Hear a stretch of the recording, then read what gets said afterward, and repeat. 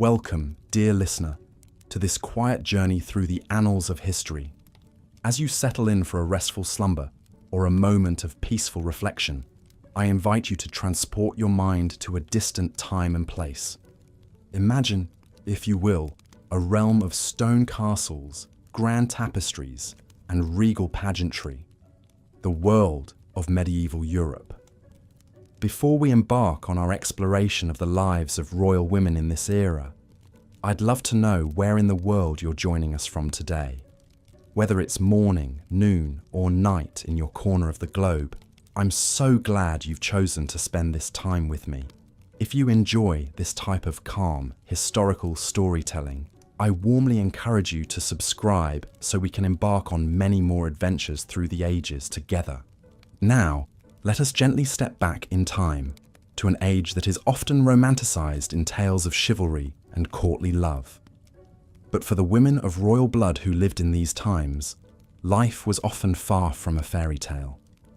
Theirs was a world of great uncertainty, where political alliances could shift on a whim, and the very survival of dynasties rested on their shoulders. Picture yourself in a drafty, damp stone chamber, the flickering light of candles casting dancing shadows on the wall. This is the bedchamber of a medieval queen, a woman who, despite her lofty title, often faced a precarious and perilous existence. The grand tapestries and rich velvet curtains may create an illusion of warmth and comfort, but the reality for even the most highborn women of this time was often one of hardship and danger. In the pages of history books, we may catch glimpses of queens bedecked in jewels and crowned in gold, their names etched alongside those of kings. But the true stories of these women, their fears, their struggles, their triumphs, are often lost in the mists of time. Tonight, we'll endeavor to bring those stories to life once more, to illuminate the shadows of the past and pay tribute to the resilience and strength of the women who lived them. As we journey back to the Middle Ages, keep in mind that life for royal women was a constant balancing act between duty and survival. From the moment of their birth, princesses were viewed as valuable political commodities, their marriages arranged to forge alliances and secure peace between kingdoms. They were expected to be pious, virtuous, and above all, to provide heirs to secure the royal line.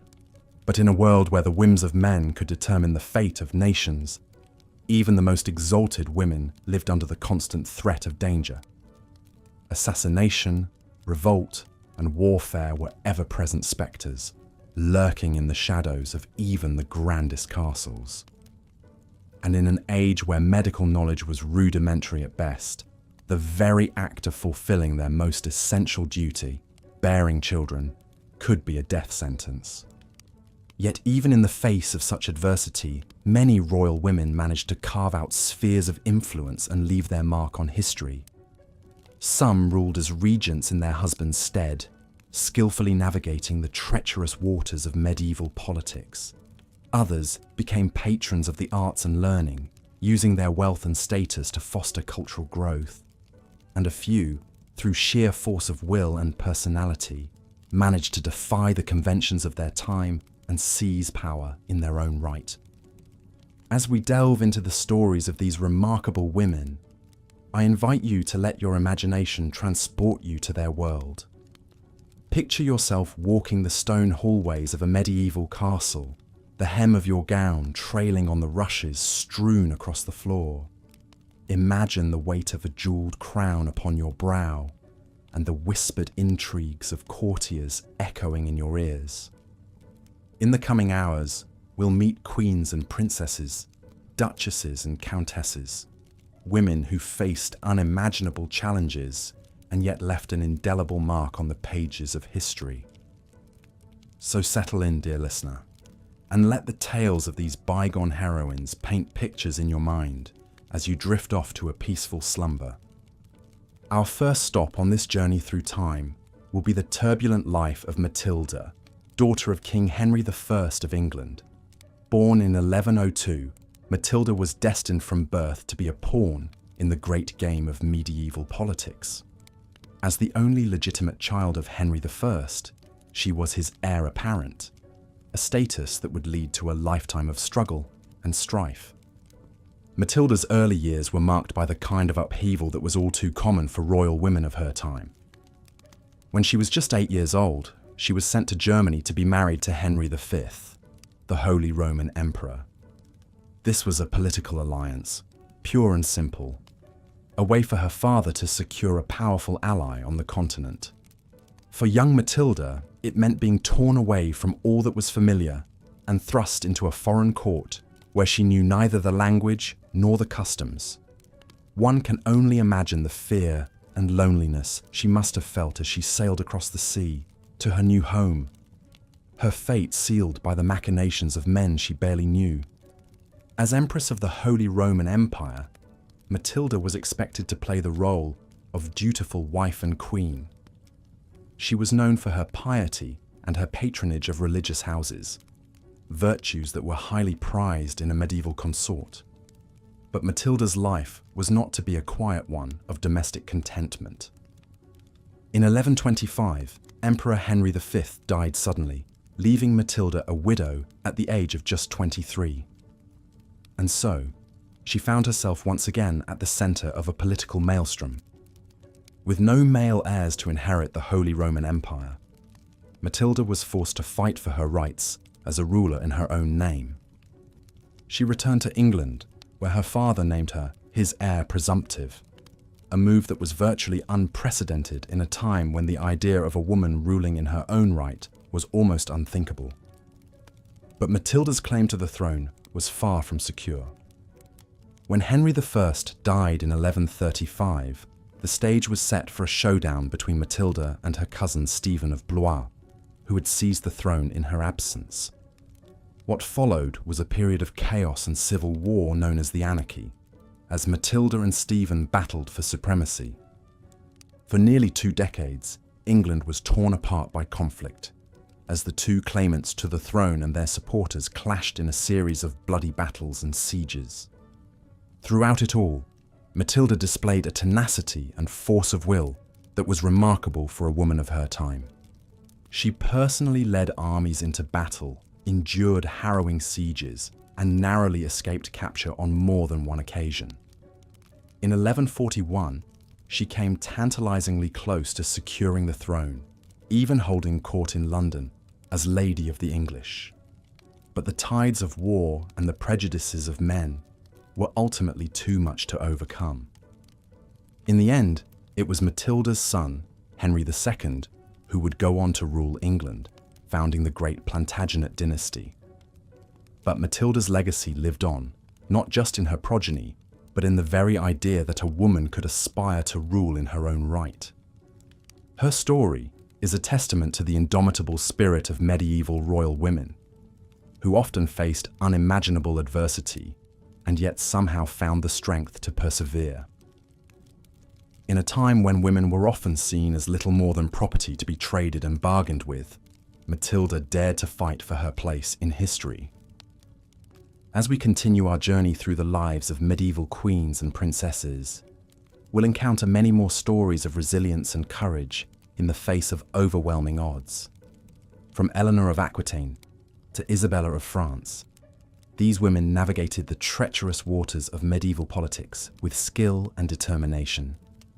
But for now, dear listener, let us pause and reflect on the life of Matilda, a woman who defied the conventions of her time and left an indelible mark on the pages of history.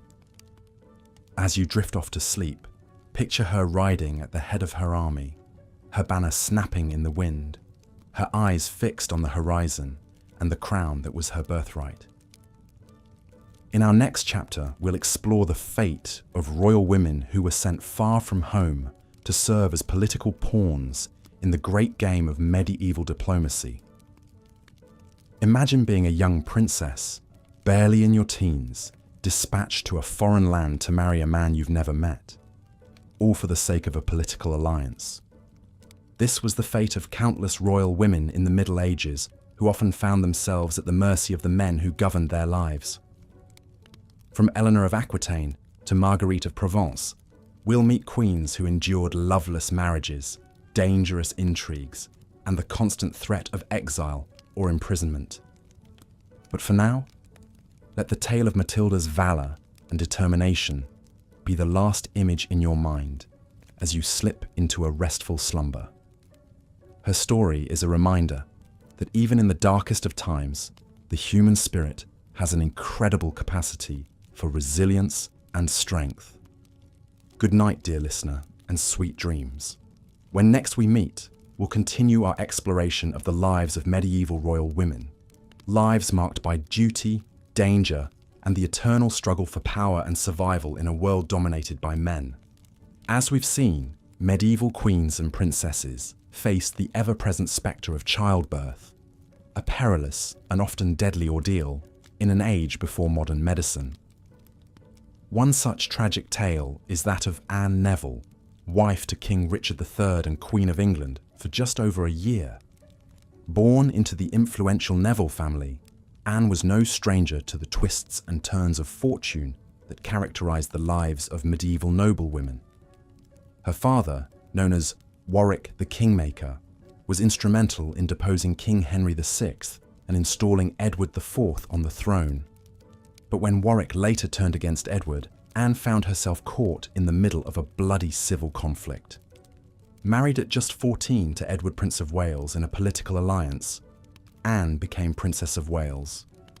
But her young husband was killed in battle just months later. Widowed and taken prisoner, Anne's future was thrust into uncertainty. In a twist of fate, she would soon marry Richard, Duke of Gloucester, her late husband's rival, and the future Richard III. When Richard took the throne in 1483, Anne was crowned his queen consort in a lavish ceremony, but her tenure as queen would be heartbreakingly brief. Just a year later, Anne faced the devastating loss of her only child, 10-year-old Edward of Middleham. The prince's death left Richard without an heir, and by all accounts, Anne was shattered by the loss. Compounding this tragedy, Anne's own health soon took a turn for the worse. By March of 1485, the 28-year-old queen was dead, possibly of tuberculosis, or as some whispered, of a broken heart. Her life and tragic end exemplify the precarious position of even the most highborn of medieval women, forever at the mercy of political machinations and the cruel whims of fate. Worn down by grief and illness, Anne Neville was laid to rest in Westminster Abbey, the same hallowed ground where she had so recently been crowned. The grandeur of her funeral only underscored the fleeting nature of her glory. In just a few short months, her husband too would be dead, slain in battle by Henry Tudor. And so, the wheel of fortune turned once more, ushering in a new dynasty and consigning Anne to the shadows of history. But while Anne Neville's life was cut tragically short, other medieval queens managed to carve out a lasting legacy through their piety and patronage. In an era when a woman's role was tightly circumscribed, acts of religious devotion and cultural sponsorship provided an acceptable outlet for their wealth and influence. One such patron was Philippa of Hainault, Queen of England, as the wife of King Edward III. Philippa is often overshadowed by her formidable mother-in-law, Isabella of France, whom we'll come to later. But in her own quiet way, Philippa left an indelible mark on the cultural landscape of 14th century England. Born into the French-speaking nobility of Hainault, now part of Belgium, Philippa was married to Edward in a diplomatic alliance at the tender age of 13. Coming to a foreign land and navigating the complex web of English court politics couldn't have been easy for the young princess. But by all accounts, Philippa rose to the challenge with grace and fortitude. As queen, Philippa became known for her piety and generosity. She was a frequent benefactor of religious houses, donating jewels and rich gifts to her favoured establishments. But perhaps her most enduring legacy was her patronage of Queen's College, Oxford. Founded in 1341 at Philippa's urging, Queen's College was innovative in its mission to provide education to students from her native Hainaut. At a time when university education was largely the preserve of the English elite, this was a groundbreaking move. Philippa's influence also shaped the college aesthetically. The magnificent Queen's College Chapel, with its soaring windows and vaulted ceiling, was built under her sponsorship. Philippa's patronage extended beyond the religious and into the literary sphere. She was a key supporter of Jean Froissart, one of the most notable chroniclers of the 14th century. Under her patronage, Froissart began his famous chronicles, a vivid, if not always impartial account of the 100 Years' War between England and France. Philippa's story reminds us that while medieval queens were often consigned to the sidelines of power, they could still wield significant influence through their cultural and religious patronage. In a world where women's voices were often silenced, the language of art, architecture, and pious works allowed them to leave their mark on history. But for all the solace that religion and patronage could provide, the fact remained that a medieval queen's life was ultimately subject to the whims of men. And when political winds shifted, even the most influential of women could find themselves cast out into the cold. Such was the fate of Marguerite of Provence, Queen of France, as the wife of Louis IX. Marguerite's story takes us from the heights of influence to the depths of despair, painting a vivid picture of the precarity of a medieval queen's position. Born into the nobility of Provence, Marguerite was renowned for her beauty and intellect. Married to Louis at the age of just 13, she initially enjoyed a position of great influence at the French court. The young king was evidently enamored with his bride, and Marguerite used her sway to promote the interests of her Provençal relatives and allies. But Marguerite's power soon drew the ire of the French nobility, who resented the influence of these foreign interlopers. Whispers began to circulate of Marguerite's alleged infidelity, casting aspersions on the paternity of her children. While these rumours were likely baseless, they underscored the precarious nature of a queen's reputation in the royal fishbowl. Marguerite's fortunes took a further turn when Louis embarked on the Seventh Crusade in 1248. With the king away waging holy war, the nobility took the opportunity to move against Marguerite and her faction. The Queen Mother, Blanche of Castile, used her own considerable influence to sideline Marguerite and reassert control over the regency government. Stripped of her power and position, Marguerite took the desperate step of setting out to join her husband on crusade. It was a perilous journey for a woman to undertake, fraught with the dangers of sea travel and the machinations of hostile forces. But for Marguerite, it seemed the only way to escape the indignities being heaped upon her in France. In a cruel twist of fate, however, Marguerite would find little respite in the Holy Land. Louis had been captured by Egyptian forces, and Marguerite arrived to find herself effectively a prisoner in a foreign land. According to contemporary accounts, she gave birth to their son in the most harrowing of circumstances, surrounded by the constant threat of violence. Marguerite's ordeal exemplifies the knife edge upon which a medieval queen's fate balanced.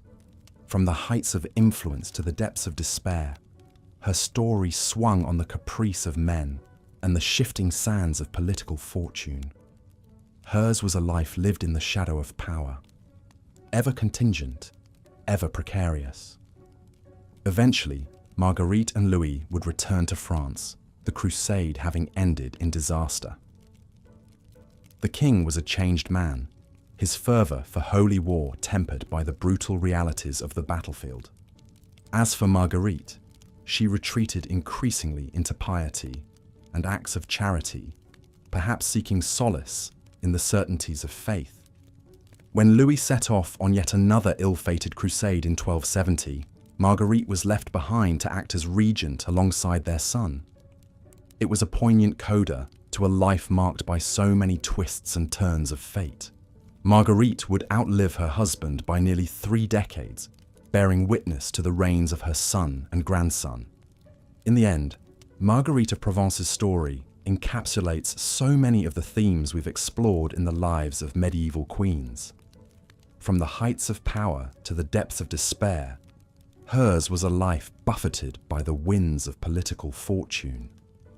Yet through it all, she endured, a testament to the resilience and fortitude of the women who so often bore the brunt of medieval power politics. But of course, not all medieval queens were content to remain in the shadows.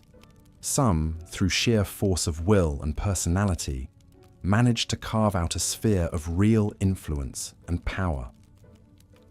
One of the most notorious examples of this is Isabella of France, the so-called she-wolf, who deposed her own husband, King Edward II of England. Isabella's story reads like something out of a dark fairy tale, a tale of love, betrayal, and ultimately revenge. Born into the French royal family, Isabella was married off to Edward II at the tender age of 12 as part of a diplomatic alliance. But from the start, the marriage was fraught with tension and mistrust. Edward, by all accounts, was a weak and ineffectual king, more interested in his male favourites than in the business of ruling. Chief among these favourites was Piers Gaveston, a charismatic Gascon knight who had an almost hypnotic hold over the young king. Edward's obsession with Gaveston and his willingness to shower him with titles and riches soon aroused the ire of the English nobility.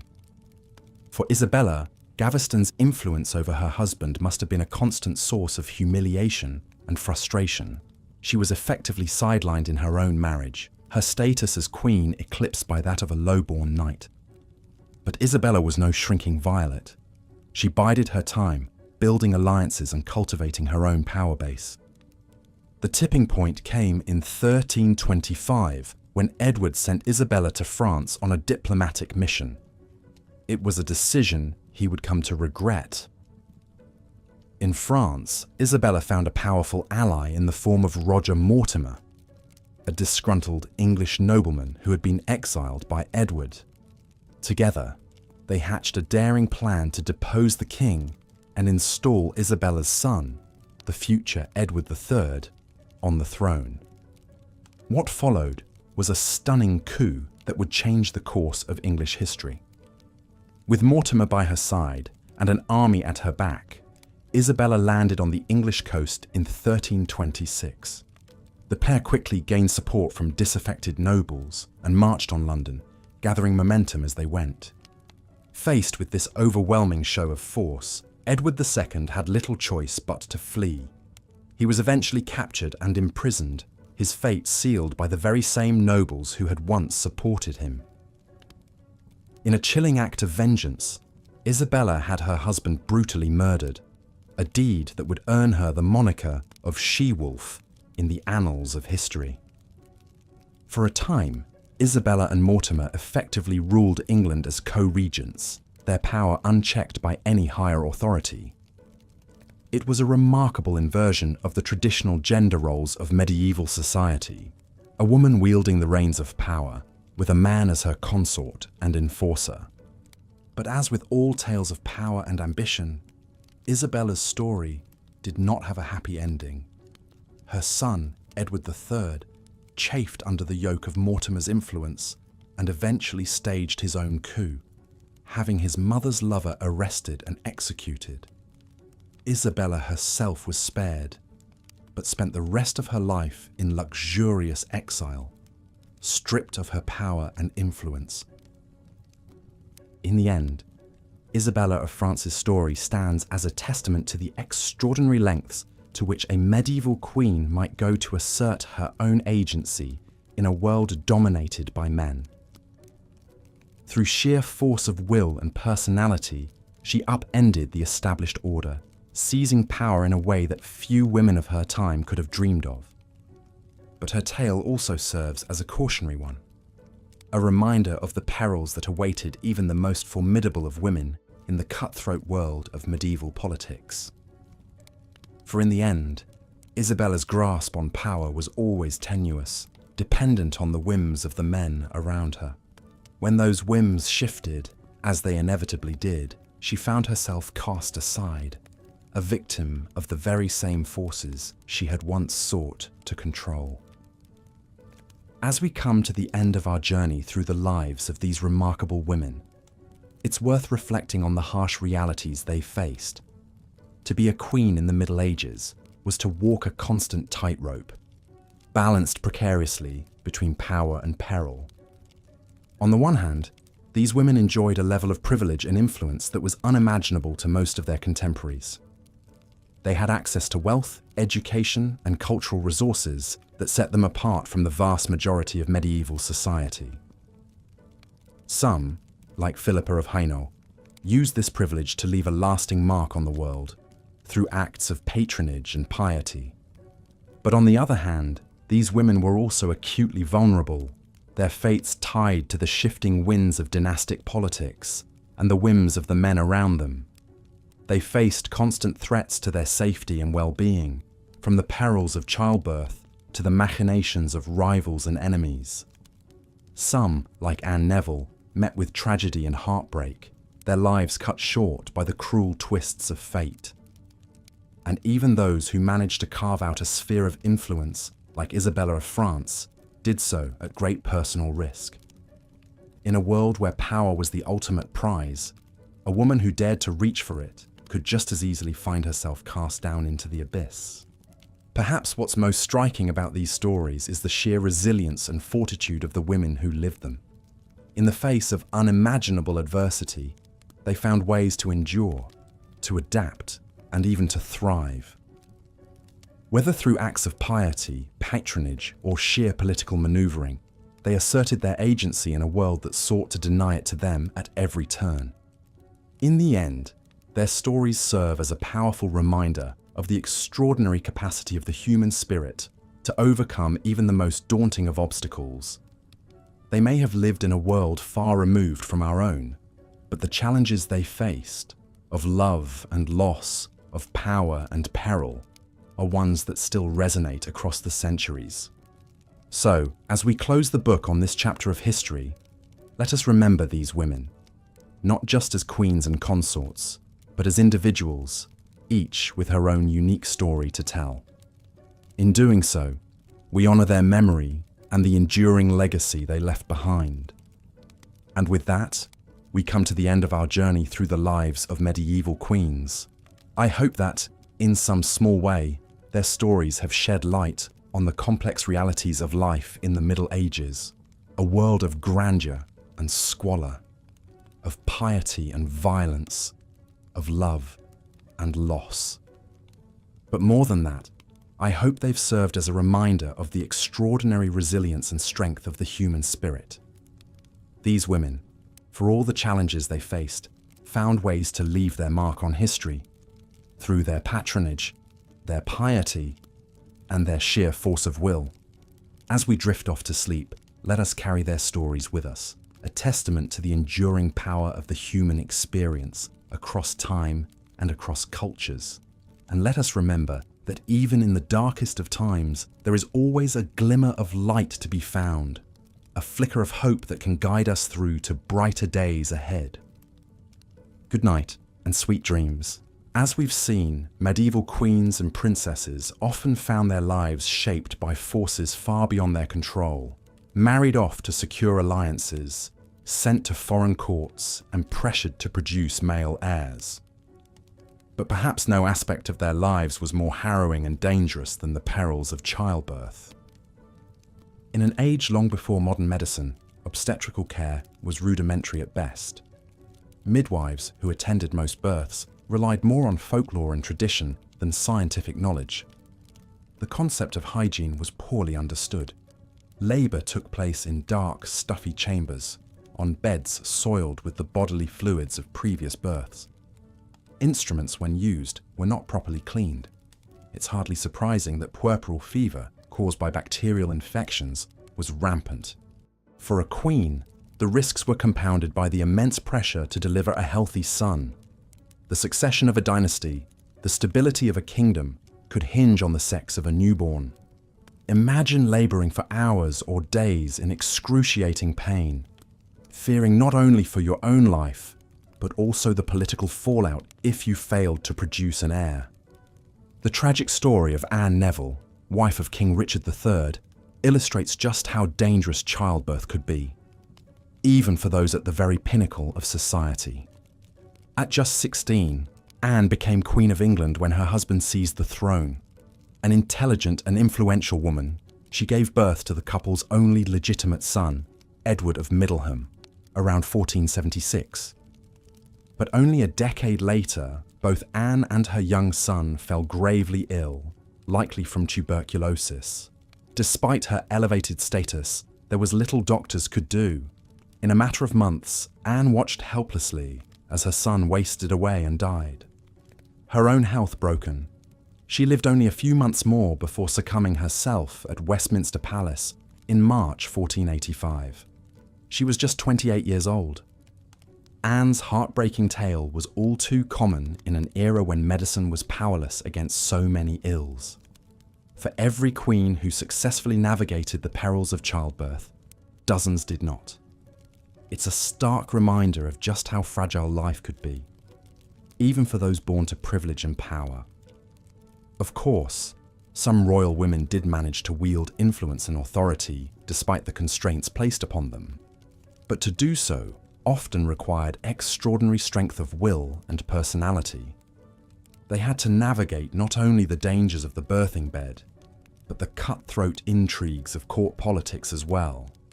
One such formidable figure was Philippa of Hainault, Queen of England, as the wife of King Edward III. Married at just 13, Philippa quickly demonstrated her intelligence and political acumen. She deftly managed the royal household and served as an important advisor to her husband. But Philippa's most enduring impact may have been as a patron of the arts and scholarship. She sponsored writers like Jean Froissart and provided pensions for scholars at Oxford University. The Queen's College at Oxford, founded in 1341, still bears her name today. In an age when women were largely excluded from formal education, Philippa helped foster a flourishing of learning and culture. Her story hints at the ways some exceptional women were able to shape their own destinies, even within the rigid constraints of medieval queenship. They may have been political pawns, but they weren't always passive ones. Still, for the vast majority of royal women, the realities of their lives were harsher and more circumscribed. Even queens who enjoyed relatively stable and successful marriages could find themselves facing the precariousness of their position if their husband died. Without a male protector, a widowed queen could quickly become vulnerable to the machinations of ambitious nobles or the hostility of a new king. Some sought safety by retiring to a convent. Others threw themselves on the mercy of their relatives. A lucky few were able to carve out a role for themselves as dowager queens, using their wisdom and experience to advise the new ruler. But even this was a tenuous existence, always at the pleasure of the reigning monarch. For a particularly vivid illustration, we need look no further than the story of Marguerite of Provence, wife of Louis IX of France. A savvy and strong-willed woman, Marguerite wielded considerable influence over her husband and served as regent in his absence. But when Louis died in 1270, Marguerite's fortunes quickly changed. Her son, now King Philip III, was estranged from her and resentful of her influence. Facing increasing hostility at court, Marguerite went on pilgrimage, traveling to the Holy Land in the hopes of securing allies and support. But the new king outmaneuvered her, intercepting her letters and turning her own household against her. Increasingly isolated, Marguerite eventually went into exile in Provence, living out her remaining years far from the centers of power she had once controlled. Hers is a stark illustration of just how quickly a queen's fortunes could change. No matter how powerful or influential she might be during her husband's reign, a royal widow could find herself cast aside, marginalized, or even persecuted once a new king took the throne. The chessboard of medieval politics was forever in flux, with queens as vulnerable as any other piece. Of course, not every queen went quietly into exile or retirement. Some, like the infamous Isabella of France, fought back against the powerlessness of their position with shocking force and tenacity. Married to Edward II of England, Isabella chafed at her husband's neglect and the undue influence of his male favourites at court. In 1325, she returned to her native France, ostensibly to negotiate a peace treaty. But once there, Isabella set about plotting an invasion to depose her own husband. With the help of her lover, Roger Mortimer, she raised an army and sailed for England, landing in 1326. The country quickly rallied to her cause, and Edward II was captured and forced to abdicate in favour of his young son. Isabella now ruled as regent in all but name.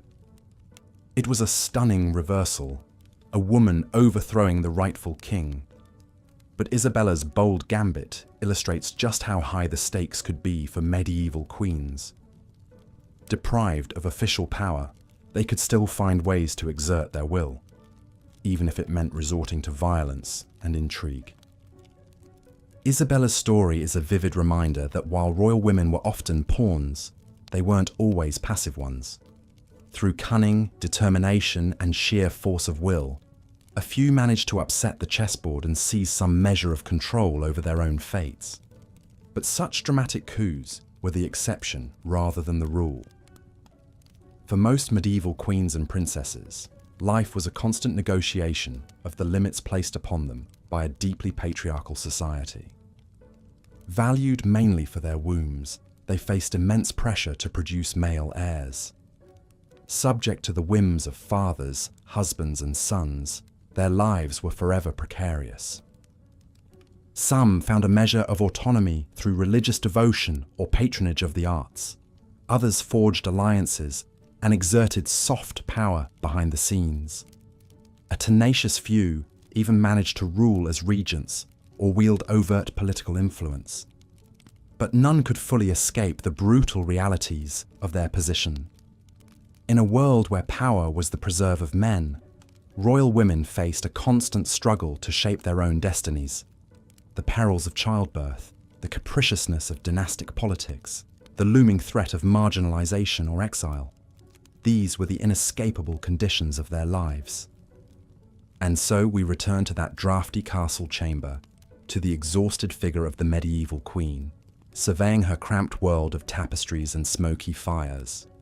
She may live amidst grandeur, clad in silks and jewels, and waited on by a vast retinue.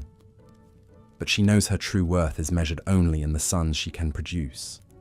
Her power, her very survival, is always contingent. It's a grim portrait, a sobering antidote to our romantic notions of medieval royalty.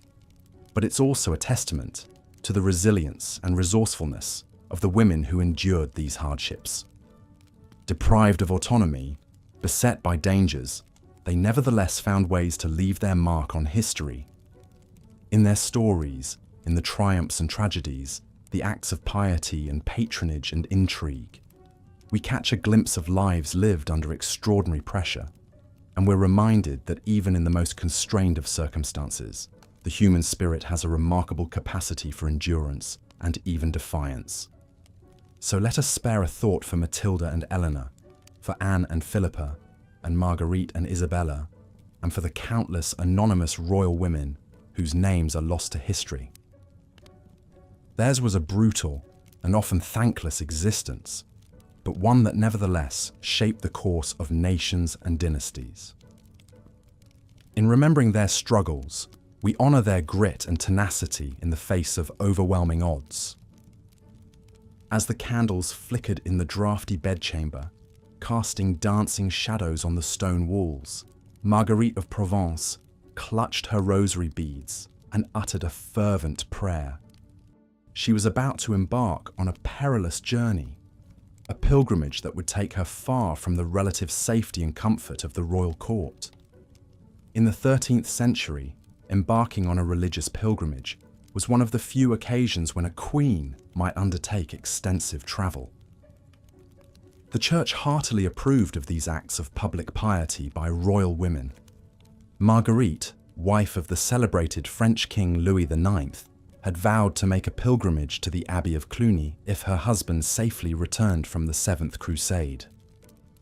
When Louis finally arrived back on French soil after 6 long years away, Marguerite immediately set about fulfilling her promise to God. She would journey from Paris to the renowned abbey in Burgundy, a voyage of nearly 200 miles, an immense distance in an age when most people rarely ventured more than a few miles from their birthplace. For a queen to undertake such a long, arduous journey was no small matter. The roads were perilous, often little more than muddy, rutted tracks that wound through dense forests and over steep hills. Brigands and highwaymen posed a constant threat to travellers. Moreover, a royal entourage required vast amounts of provisions, not to mention costly gifts to present at the holy sites along the way. Marguerite would have ridden on horseback or in an uncomfortable jostling carriage. Foul weather could easily turn the roads to impassable quagmires. As challenging as the physical journey was, however, it paled in comparison to the political perils faced by a queen who left the side of her king for an extended period. Marguerite's very absence from court created a dangerous vacuum that rival factions sought to fill. Courtiers whispered and schemed, always alert for any shift in the balance of power. A queen's hold on influence was ever tenuous in a world where power flowed from proximity to the monarch. For Marguerite, undertaking her sacred pilgrimage meant relinquishing her hard-won role as Louis's most trusted confidant and advisor. Despite the risks, Marguerite was determined to fulfill her holy vow. With a small retinue of ladies-in-waiting, clerics, and men-at-arms, the queen set forth from Paris, the bells of Notre Dame Cathedral tolling solemnly behind her. The journey to Cluny would prove long and trying, the roads every bit as treacherous as feared. But for Marguerite, the arduous pilgrimage offered a rare chance to break free from the stifling confines and intrigues of court life, if only for a time. As she rode slowly onward, the queen's thoughts surely drifted to the holy relics and sites that awaited her. Marguerite looked forward to spending time in tranquil prayer and contemplation within the hushed cloisters of Cluny Abbey. There, in the presence of sacred relics like the purported fingerbone of St. John the Baptist, she would beseech the Almighty for blessings and protection for her husband, her children, and the Kingdom of France. The pilgrimage to Cluny was not to be Marguerite's only foray into the uncertain world beyond castle walls, however. Years later, the queen would find herself journeying not on a sacred pilgrimage, but into exile. When Marguerite's eldest son, Philip, assumed the throne following his father's death, he swiftly set about marginalizing his strong-willed mother's influence. Resentful of the queen's meddling and iron control over the royal treasury, Philip had his mother banished from court. Marguerite took up residence at Reims, the site of French coronations. There, as if in defiance of her relegation to the political sidelines, the queen established her own rival court of sorts. She drew loyal courtiers and dignitaries into her orbit, dispensing patronage and charity. Despite her son's efforts to sideline her, Marguerite refused to relinquish the power and prestige she had grown accustomed to as Queen of France. Even in exile, the indomitable queen continued to wield influence from afar. Through letters and envoys, she made her displeasure with Philip's policies and appointments known. The new king quickly learned that banishment alone was not enough to silence a woman as savvy and tenacious as Marguerite of Provence. Her decades at the very heart of the royal court had taught the queen how to navigate the treacherous currents of power. As such, Marguerite's story vividly illustrates the tenuous position of even the most exalted women in medieval society. For a queen, especially one known for her ambition and political acumen, the threat of exile was ever present. A queen served at the pleasure of the king. If she overstepped or displeased him, she could quickly find herself cast out from the royal presence, stripped of power and influence. Yet exile, like pilgrimage, also offered royal women a degree of autonomy and agency seldom possible within the strictures of court life. Removed from the watchful eye of the monarch, an exiled queen could more freely cultivate her own base of support and influence. Indeed, Marguerite of Provence remained a force to be reckoned with, even from her banishment at Reims. The experiences of Marguerite and so many of her royal sisters highlight the peculiar paradox faced by medieval queens. Their lofty status afforded them immense privilege, wealth, and access to power. Yet that same exalted rank also left them intensely vulnerable to the whims and suspicions of their husbands and sons. A queen, even one who wore a crown and sat a throne, was still ultimately subject to male authority. Undertaking a pilgrimage or facing exile were two sides of the same coin for women like Marguerite, occasions when the normal strictures and scrutiny of their lives eased, if only fleetingly. In those rare moments of relative freedom and autonomy, some royal women found opportunities to more fully become themselves, to wield power and influence on their own terms. The road could be fraught with peril, whether traveling to a holy shrine or banished from court, but it offered tantalizing glimpses of a life less circumscribed by the demands of others. For the indefatigable Marguerite of Provence, neither pilgrimage nor exile could long keep her from the heart of power. This queen understood better than most how to navigate the treacherous landscape of medieval politics. Her years of devotion and service to Louis IX had earned her a reputation as a woman of great piety and wisdom, a formidable figure who commanded respect and allegiance. Even when temporarily removed from the king's side, Marguerite refused to relinquish her hard-won authority. As she made her arduous way toward Cluny Abbey all those years ago, rosary beads clasped tightly in her hands, Marguerite surely drew strength and resolve from her faith. In a world where the winds of power and peril could shift without warning, the Queen had learned to rely on her own unshakable sense of purpose. Come what may, pilgrimage or exile, power or persecution, Marguerite of Provence would remain steadfast. For this redoubtable medieval queen, adversity was simply another challenge to be met with the same unwavering resilience that had defined her remarkable life. The life of a medieval queen was a paradoxical one. To the common folk, these royal women lived in unimaginable grandeur, with every comfort provided. But behind the castle walls lay a harsh and precarious existence, where even the most blue-blooded ladies were not immune from the era's many perils. Power was a double-edged sword. It provided prestige, but also painted a target on one's back in a world where fortunes could change at the drop of a hat. Perhaps no one embodied these contradictions more than Eleanor of Aquitaine. Born into nobility as the Duchess of Aquitaine in her own right, she was renowned across Europe for her beauty, intelligence, and sizable inheritance. These qualities made Eleanor a much sought-after bride, and at just 15 years old, she was married off to King Louis VII of France in 1137. While such an illustrious match might seem like a fairy tale ending, the reality was far from idyllic. Eleanor chafed at the restrictions placed on her by the pious and austere French court.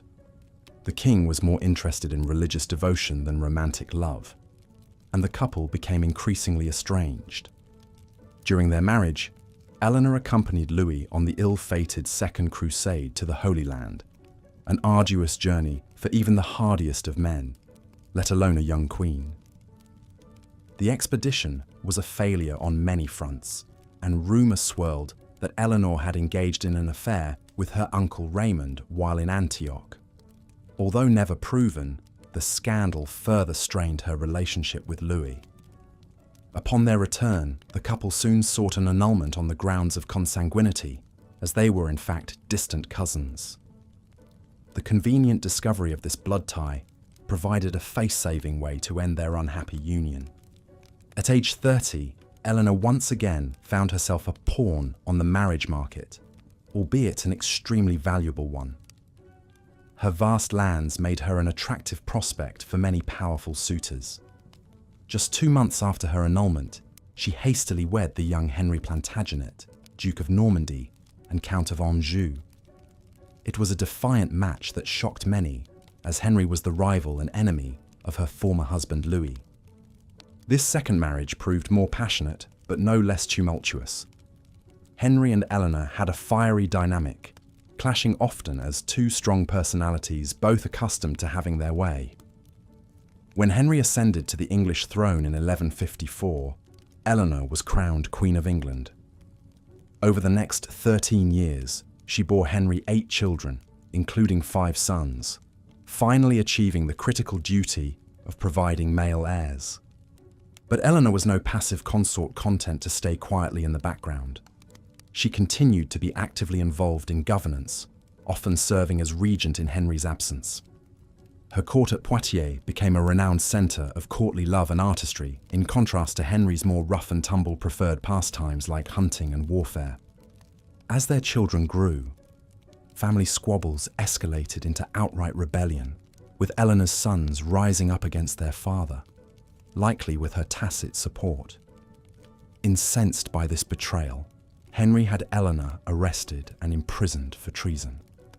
She spent the next 16 years under house arrest, largely confined to various royal holdings.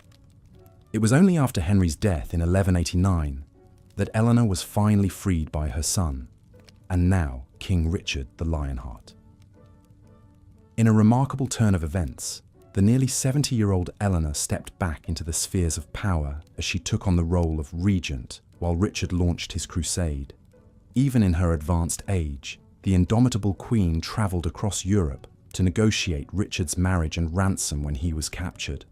Eleanor's later years serving as an elder stateswoman marked a triumphant final chapter in a turbulent life that saw dramatic swings of fortune. Her story embodied the dizzying heights and plummeting depths that defined the capricious lives of even the most elite medieval women. From glittering courts to dank prison cells, the ever-present spectres of dynastic manoeuvring, forbidden love, and shifting allegiances meant that no queen, however powerful, was ever truly secure. Indeed, if the trials of Eleanor of Aquitaine demonstrated anything, it was that the glittering trappings of royal power were underpinned by the cold, hard realities of medieval marriage and motherhood. For even the highest-born women of the time, their chief value lay in their wombs and the sons they could produce to carry on family lines. This unrelenting pressure shadowed queens from the moment they took their marital vows. Childbirth in the medieval era was an incredibly perilous undertaking for women of all stations. But for royal women, the stakes were amplified by the added political implications. A queen's fertility was a matter of dynastic urgency, with the succession and stability of entire kingdoms often hinging on her ability to bear healthy sons. Yet the state of medical knowledge in the Middle Ages was woefully inadequate to ensure safe deliveries. Childbirth was an agonizing and life-threatening ordeal, with queens confined to dark, airless chambers for the final weeks of pregnancy to protect the baby from evil spirits. They were attended by midwives of varying skill who relied on a combination of folk wisdom, prayer, and dubious concoctions to ease labor pains. Hygiene was rudimentary at best, with chambers strewn with rushes to soak up the copious blood and fluids of delivery. It's estimated that about 5% of births ended in the mother's death, most commonly from infection. For royals, the rate was likely even higher given the frequency with which queens found themselves pregnant. Anne Neville, the wife of King Richard III of England, endured a particularly heart-wrenching reproductive struggle. Married at just 16 years old in 1472, Anne faced immense pressure to produce an heir for the House of York. Her first pregnancy ended in miscarriage, a devastating but all too common outcome. In 1473, Anne finally gave birth to a son, Edward of Middleham. The kingdom rejoiced at the arrival of a male heir to cement the York claim to the throne. But just 2 years later, tragedy struck when the little prince fell ill and passed away suddenly. Anne was understandably grief-stricken at the loss of her only child. Worse still, Anne herself had emerged from the birthing bed changed. Once described as a great beauty, her health was now shattered, possibly from a difficult delivery or postpartum infection. She became increasingly frail and withdrawn, a shadow of her former vibrant self. As one chronicler noted, she was wasted with sorrow. Despite her fragile condition, Anne conceived again in late 1484. It was to be her final pregnancy, as she died in March of 1485, at the age of just 28. The cause was likely related to the cumulative physical strains of childbearing, exacerbated by her general ill health. Richard III was shattered by his beloved Queen's passing, and just 5 months later, he too met his end at the Battle of Bosworth Field. Anne Neville's poignant tale highlights the unforgiving physical toll that reproduction exacted on the bodies of medieval royal women. Regarded as little more than vessels for carrying on dynasties, queens were afforded precious little rest between pregnancies to recover, placing enormous strain on their health. The pressure to keep producing heirs was unrelenting, even in the face of miscarriages, stillbirths, and infant mortality. This cycle of childbearing was also deeply entwined with the political maneuvering that dominated court life. A queen's status often directly correlated to her reproductive success, with her influence and security rising and falling with the births and deaths of children, particularly sons. Failure to conceive was viewed as a personal and moral failing, rather than a twist of biological fate. Beyond the bedchamber, medieval queens were expected to be paragons of piety and virtue, setting an example of religious devotion for their subjects to follow. The ideal queen was meant to be a helpmate to her husband, an obedient consort who deferred to his authority. In reality, this submissive veneer often concealed a cannier political instinct, with savvy queens finding ways to exercise influence informally. One common avenue for queens to flex their patronage muscle was through sponsoring religious institutions and causes. Founding abbeys, almshouses, and hospitals was a way to publicly display one's magnanimity and godliness, while also creating a network of loyal clerics and retainers.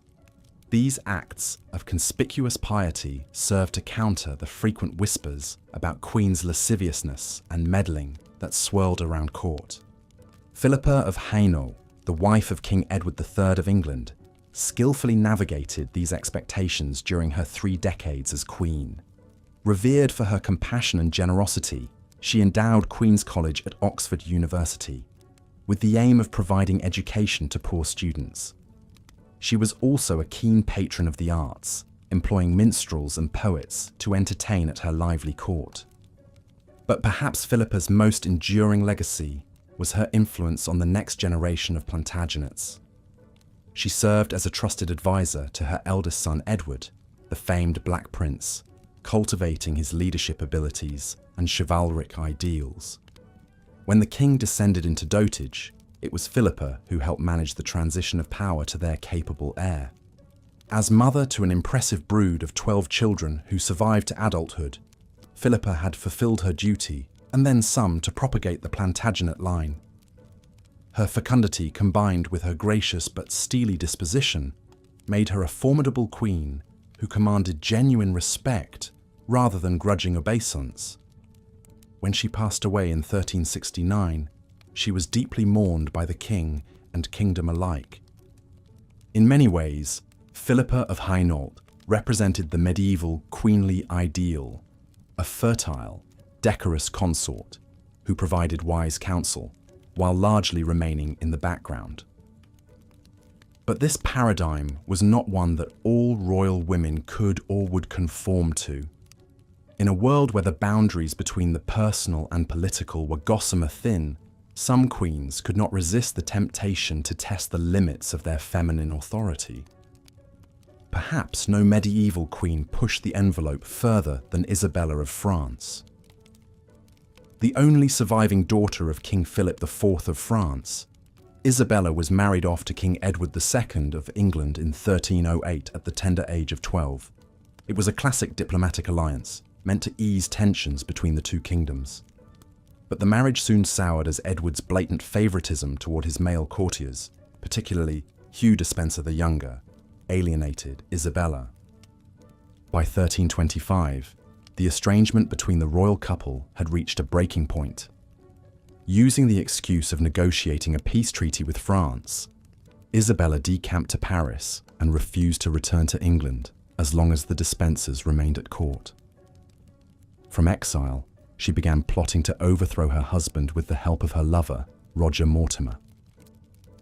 In a stunning reversal of gender roles, Isabella raised a mercenary army and invaded England in 1326, rallying disaffected nobles to her cause.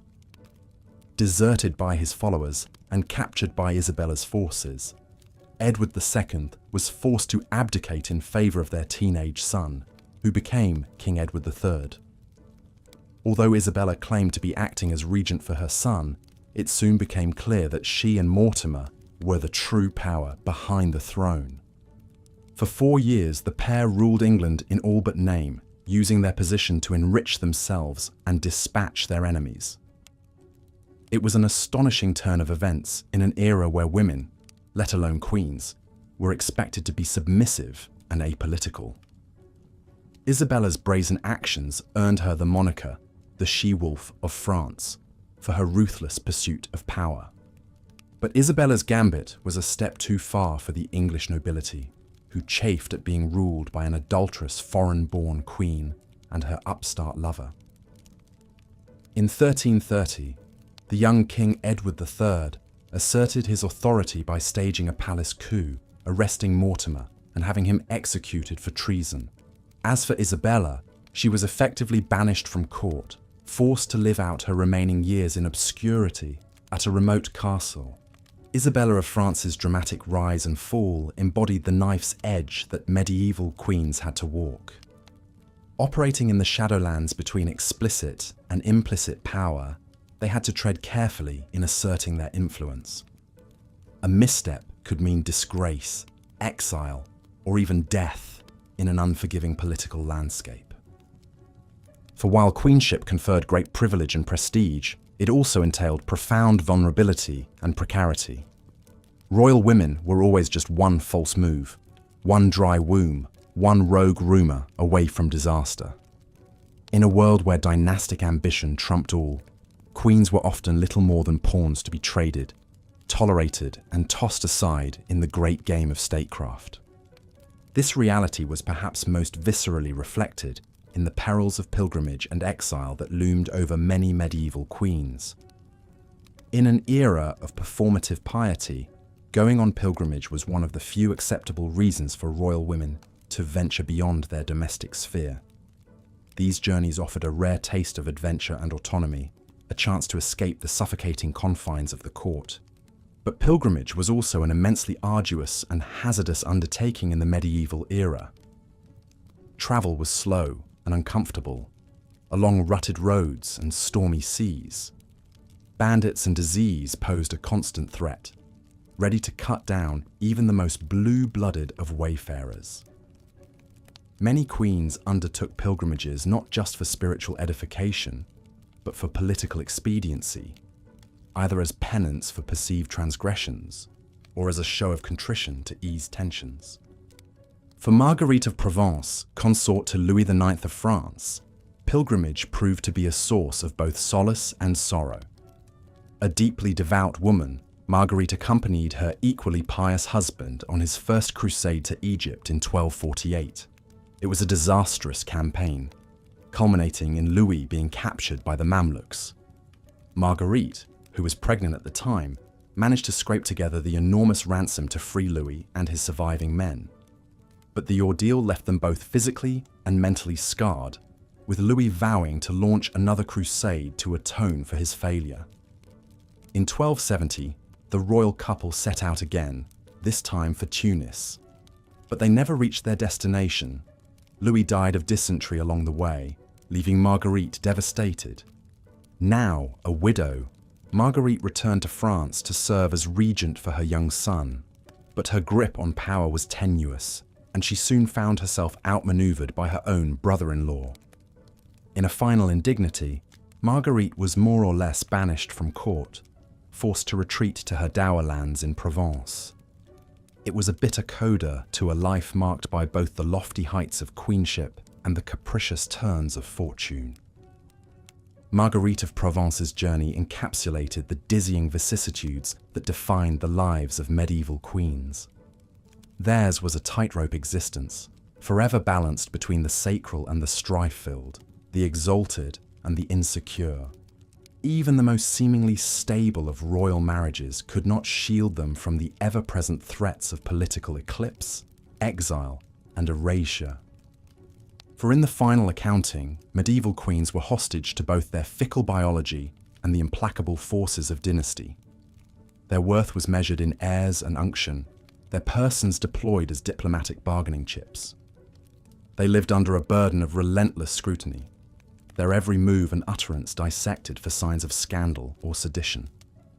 And yet, for all the perils and precarity of their position, queens also held a uniquely visible platform from which to influence events. Through the soft power levers of patronage, pilgrimage, and piety, they could carve out spheres of influence that belied their ostensibly subordinate status. Behind the placid mask of queenly composure lay reservoirs of resilience and resourcefulness that sustained them through the many trials of their station. In the tapestry of medieval history, these royal women's stories form a glittering but bloodied thread. Theirs was a sisterhood bound by the common experiences of perilous childbirth, loveless marriage, and capricious fortune. Even the mightiest among them walked a razor's edge, their fates ultimately dependent on the whims of fathers, husbands, and sons. To look back on their lives from the vantage of modernity is to marvel at the sheer fortitude it took to endure in a world so hostile to their agency. For every Eleanor of Aquitaine who managed to claw her way to a modicum of self-determination, there were scores of forgotten queens who languished in obscurity, valued only for their fertility or utility to the dynastic project. Their names may have faded from the historical record, but their collective struggles reverberate across the centuries, a testament to the unyielding and often unsung strength of the medieval female. Theirs was a sisterhood of survival in a world where womanhood itself was a high-wire act, forever poised between the sacred and the profane. In the end, perhaps the greatest legacy left by these long-ago queens is the enduring example of their resilience in the face of unimaginable adversity. They navigated the treacherous currents of court life with a grace and grit that belied the gilded cage of their queenship. In doing so, they etched their indelible mark on the annals of history, one defiant breath at a time. The regal beauty and luxurious finery of Isabella of France masked a steely determination and shrewd political mind. Born into the powerful Capetian dynasty of France in 1295, Isabella was dispatched to England at the tender age of 12 to marry the English king, Edward II. It was an arrangement meant to foster peace between the two kingdoms, but it was not a happy union. Edward was an ineffectual ruler with little interest in governance or his young bride. He lavished favour and power on his male favourites, much to the resentment of England's nobles. The spurned Isabella found herself isolated and powerless in a foreign court, her queenly authority eclipsed by the whims of her feckless husband. But Isabella would not resign herself to irrelevance. She bided her time, quietly cultivating allies and waiting for an opportune moment to strike. That moment arrived in 1325, when tensions between England and France flared once again. Edward dispatched Isabella to negotiate with her brother, King Charles IV of France. It was a fateful decision. Once safely back in her native France, Isabella unveiled her true intentions. She refused to return to England until Edward expelled his favourites from court. Incensed, Edward refused, but Isabella had a new card to play. She had taken a lover of her own, the dashing English nobleman Roger Mortimer. Together, they hatched an audacious plot to invade England and depose Edward. With her son, the future Edward III, in tow as figurehead, Isabella and Mortimer landed on English shores in 1326 with a small mercenary force. To their shock, support for their cause snowballed with astonishing speed. Disaffected nobles rallied to the rebel queen, and Edward's regime crumbled with barely a fight. The king was forced to abdicate in favour of his young son, with Isabella ruling as regent. At last, the long-overlooked queen had seized the reins of power with her own hands. Edward was imprisoned, then gruesomely executed, allegedly by having a red-hot poker thrust into his bowels. The lurid whispers of his demise only burnished Isabella's formidable reputation. For 4 years, Isabella and Mortimer effectively ruled England, enriching themselves and purging the kingdom of their remaining enemies. But their ruthless regime bred resentment, and in 1330, the 18-year-old Edward III asserted his royal authority with a counter-coup. Mortimer was hanged as a traitor, and Isabella was relegated to a quiet retirement on a generous pension.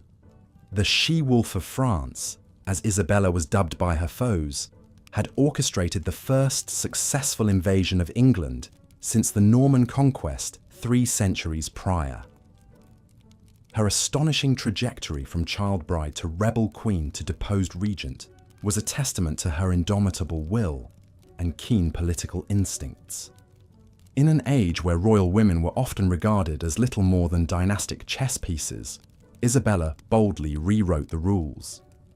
Through cunning statecraft, brazen adultery, and even outright warfare, she had clawed her way to the apex of power. Though her own reign was fleeting, Isabella's dramatic life served as a powerful reminder. Even in the male-dominated world of medieval monarchy, formidable queens could still upend the political order. As the chaos of Isabella's time receded into memory, England was left to grapple with the unsettling implications of her story. How much power could a queen be allowed to wield? What were the consequences when family ties and feudal obligations collided? These were questions that would echo down through centuries of English history, as new generations of royal women navigated the treacherous currents of court intrigue and dynastic politics. Isabella's own granddaughter, Philippa of Hainault, would go on to become one of medieval England's most influential queen consorts. But Philippa's power was of a decidedly different character than Isabella's had been. Where Isabella had seized the stage through daring and guile, Philippa would work behind the scenes, acting as a trusted advisor to her husband and a generous patron of learning. Born in 1310 or 1311 in the Low Countries of what is now Belgium, Philippa was the daughter of the Count of Hainault. At age 9, she was betrothed to the future Edward III of England, Isabella's son. It was a splendid match, meant to bolster vital trade ties between England and the Low Countries. In 1328, a jubilant Philippa arrived in London for a magnificent royal wedding. By all accounts, the marriage was a success, both politically and personally. The young couple were well suited and grew genuinely fond of each other. When Edward launched his audacious bid to claim the French crown, triggering the 100 Years' War, Philippa accompanied him on campaign, even giving birth to their son in a tent on the battlefield. But it was in the domestic sphere that Philippa truly shone. She served as regent in her husband's absence, managing the kingdom's affairs with wisdom and care. Fluent in several languages, she maintained diplomatic ties across Europe, and she became a celebrated sponsor of the arts, literature, and education. Philippa funded the expansion of the famed colleges of Oxford and Cambridge and supported scholars like Jean Froissart, whose chronicles remain an invaluable window into 14th century life. She was known for her piety and generosity, distributing alms to the poor and founding religious houses like the famous Queen's College, Oxford. Despite bearing at least a dozen children, including another future king, John of Gaunt, Philippa remained a vibrant presence at court into her later years. When Edward III founded the chivalric Order of the Garter, Philippa was appointed its first lady companion, a singular honour. Her death in 1369 was deeply mourned by the king and kingdom alike. The poet Geoffrey Chaucer, who owed his early success to Philippa's patronage, composed verses in her honour, praising her virtue and noble spirit. In Philippa, England had found a queen who perfectly embodied the medieval ideal, gracious and loyal, learned and devout. But even a paragon like Philippa was not immune to the harsh realities facing royal women in the Middle Ages. The hazards of childbirth had shadowed Philippa throughout her marriage. At least 3 of her children had died young. And for all the genuine affection between Philippa and Edward, she had still been a stranger in a strange land, dispatched from one court to another to serve the interests of men.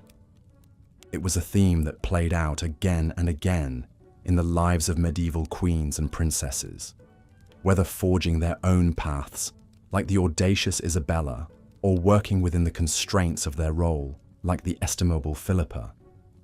These women walked a perilous tightrope. The splendor of their rank was forever haunted by the specter of personal tragedy and political upheaval. As the Middle Ages wore on, the perils and pressures facing royal women would only grow. The age of chivalry was giving way to the cold calculations of the Renaissance, as a new generation of kings and queens jockeyed for power on an ever more complex European stage. In this treacherous new world, the role of the royal consort would be more fraught than ever. But that, perhaps, is a story for another day. For now, we leave Philippa of Hainaut to her well-deserved rest, and the rebel Queen Isabella to her complicated legacy. 2 very different women, leading 2 very different lives, but both inextricably bound by the demands and limitations placed upon medieval queenship. As we let the mists of time swirl closed around them, we're left to ponder the harsh truths their stories reveal about power, womanhood, and the capricious tides of history. These are questions that transcend any one era, echoing down to us today with undiminished urgency. In the triumphs and tragedies of queens long gone, we may yet find glimmers of our own struggles and aspirations, refracted through the prism of the past. So let us bid good night to Philippa and Isabella, and to all the royal women of the Middle Ages whose lives were so often marked by peril and precarity. May their stories continue to instruct and inspire us, even as we work to build a world where the circumstances of one's birth no longer dictate the shape of one's life.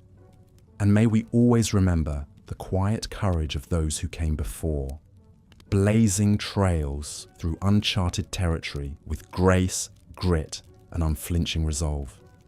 As the candles gutter and the first fingers of dawn creep across the horizon, we close the chapter on another era, secure in the knowledge that the lessons it holds are not lost to time, but waiting patiently for us to discover anew. Like a loyal chronicler keeping vigil over the ages, history stands ready to illuminate our present and guide our steps into an ever-unfolding future. And so we sleep, perchance to dream, of fair Philippas and fierce Isabellas, and all the untold stories that lie between the lines of the history books. For in the end, it is the human heart that animates the grand tapestry of time. And it is there, in the quiet moments and unsung struggles, that the true essence of our shared past is woven, stitch by precious stitch. As Isabella of France's tumultuous tale reminds us, even the most privileged and powerful women in medieval society walked a precarious tightrope. The glittering crowns and sumptuous gowns concealed a darker reality, one of uncertainty, peril, and too often, tragedy. For our next heroine, we travel to the wind-swept moors of northern England in the year 1349, Amid the looming shadows of Durham Castle, a young royal bride prepares to meet her destiny. She is Joan, the daughter of Edward III, King of England. And at just 13 years of age, she has been promised in marriage to Pedro of Castile, the newly crowned King of Spain. Joan's match with Pedro was a political masterstroke designed to solidify the budding alliance between England and Castile. But for the young princess, it meant bidding farewell to everything she had ever known. Sent across the sea to an unfamiliar land, Joan was expected to navigate the treacherous waters of the Castilian court, all while still a child herself. The early days of Joan's marriage were marked by loneliness and trepidation. Pedro, known to history as the Cruel, was a ruthless and capricious ruler with a penchant for violence. He took little interest in his young bride, preferring the company of his mistress, Maria de Padilla. As the years went by, Joan found herself increasingly isolated and unhappy. She was a stranger in a strange land, far from the comfort and support of her family. Her queenly duties, overseeing the royal household, dispensing patronage, even producing an heir, were made all the more difficult by her husband's indifference and the machinations of the Castilian nobles. Yet, even in the face of such adversity, Joan endured. She cultivated a reputation for piety and charity, winning the affection of the common people. When the plague of the Black Death reached Castile in 1361, Joan worked tirelessly to ease the suffering of her adopted homeland, even as she grieved the loss of her own firstborn child. But Joan's greatest trial was yet to come.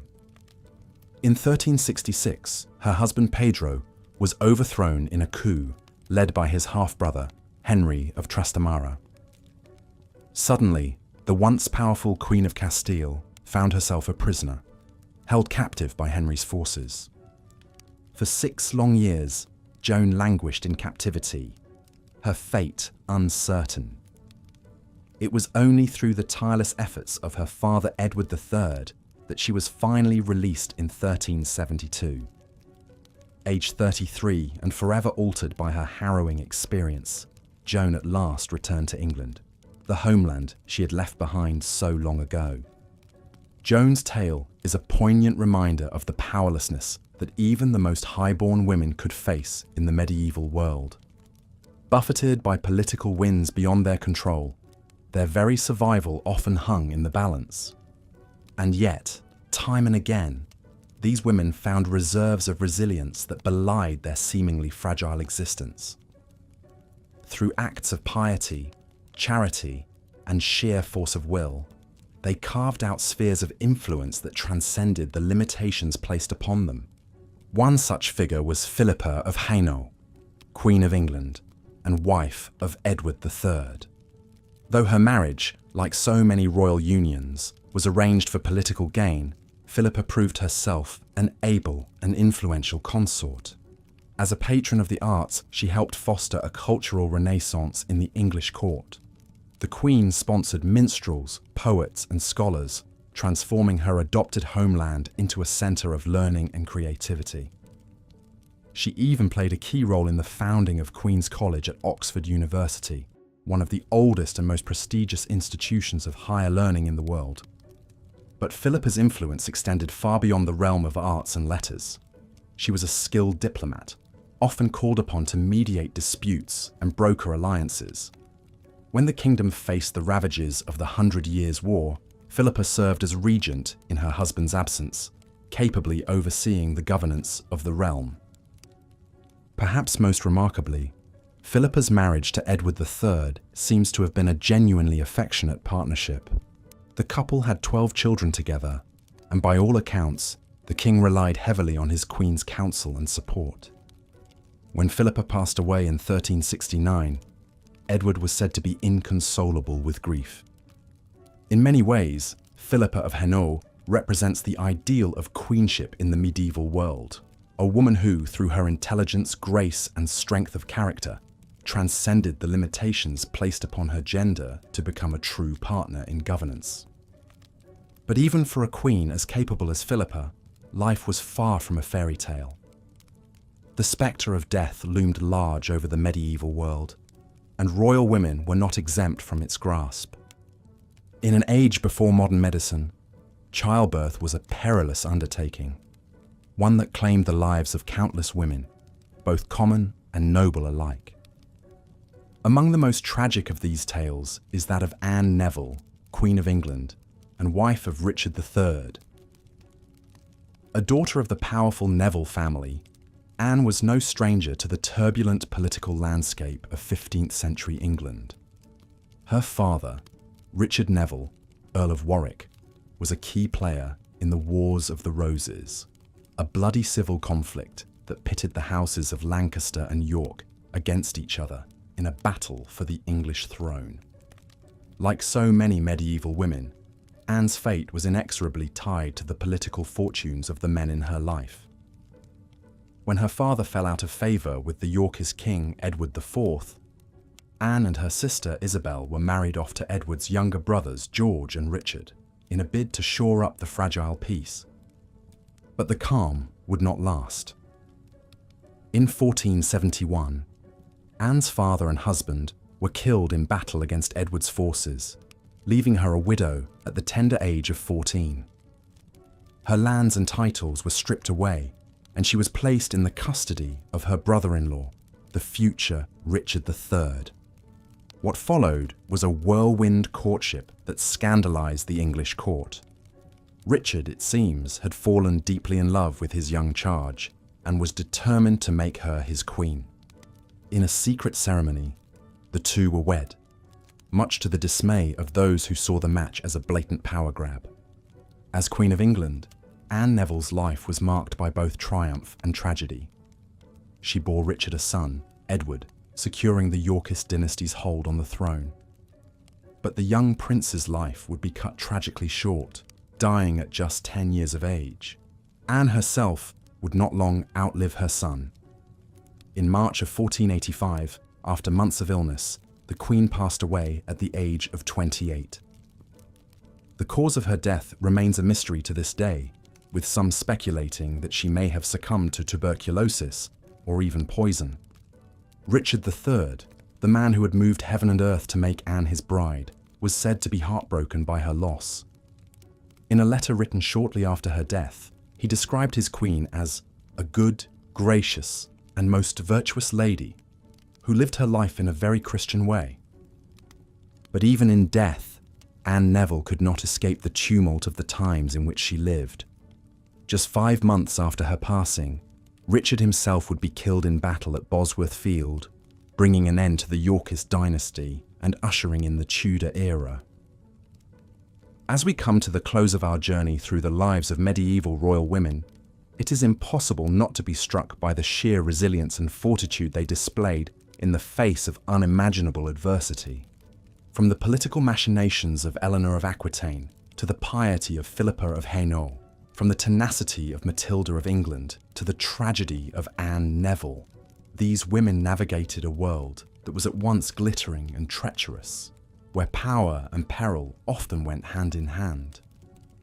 Their stories serve as a poignant reminder that even in the most rarefied echelons of society, medieval women faced challenges and constraints that are almost unimaginable to us today. Traded like chattel to cement political alliances, confined to the roles of wife and mother, and forever at the mercy of the men who controlled their destinies, these women nonetheless found ways to assert their agency and influence the course of history. In founding abbeys and sponsoring the arts, in serving as regents and counsellors to kings, in performing acts of charity and piety that inspired the masses, medieval queens and princesses carved out spheres of influence that transcended the limitations placed upon their gender. Their legacies endure not just in the pages of history books, but in the very fabric of the world we inhabit today. From the soaring arches of Gothic cathedrals to the hallowed halls of ancient universities, the imprint of medieval queenship can be seen and felt across the centuries. So the next time you find yourself wandering through a crumbling castle, keep, or admiring a luminous work of medieval art, take a moment to remember the women whose stories are so often left untold. the queens and princesses who, through their courage, resilience, and unwavering spirit, helped shape the course of history. In their tales of triumph and tragedy, of power and peril, we may just find a glimmer of our own struggles and aspirations, reflected back at us across the ages. For in the end, the human experience is one that transcends time and place, connecting us all in a tapestry of shared hopes, dreams, and challenges. And so we come to the end of our journey through the annals of medieval queenship. As we drift off to sleep, let us carry with us the stories of these remarkable women, their triumphs and their tragedies, their joys and their sorrows. Let us remember that even in the darkest of times, the human spirit has an extraordinary capacity for resilience and renewal. And let us draw strength and inspiration from the example of those who came before us, facing the challenges of their age with grace, courage, and an unshakable determination to leave their mark upon the world. Good night, dear listener, and sweet dreams. May the tales of medieval queenship be a reminder that even in the face of great adversity, the human spirit can soar to extraordinary heights. And may we all find within ourselves that same spark of resilience and hope that guided these remarkable women through the trials and tribulations of their age. For in the end, their stories are our stories, a testament to the enduring power of the human experience, and a reminder that even in the darkest of times, light and hope can always be found. As we've seen, life for royal women in the Middle Ages was often a precarious balancing act between duty, danger, and fleeting moments of influence. But perhaps no queen exemplifies this tumultuous existence quite like Marguerite of Provence. Born in 1221 to the Count of Provence, Marguerite was married off at the tender age of 13 to King Louis IX of France, 20 years her senior. She arrived in the strange northern court speaking no French, surrounded by suspicious courtiers who scorned her Provençal entourage. Young and isolated, Marguerite nevertheless threw herself into the role of queen, bearing 11 children over the course of her marriage. But Marguerite's real trial came in 1248, when Louis set off on the Seventh Crusade, determined to recapture Jerusalem from the Muslims. Appointed regent in her husband's absence, the 27-year-old queen suddenly found the weight of the entire French kingdom resting on her slim shoulders. It was a daunting task. With the king away, unrest simmered among the nobles, and the people chafed under heavy taxes levied to fund the crusade. Marguerite had to use all her wit and charm to keep the peace, making strategic appointments, negotiating with fractious lords, and representing the monarchy with grace and steel. But even as she grew into her power, danger lurked around every corner. Assassins were an ever-present threat.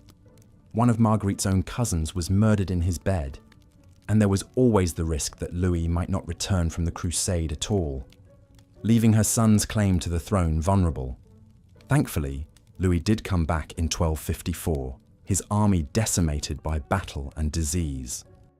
But Marguerite's relief was short-lived. A few years later, the pious king announced his intention to embark on yet another crusade.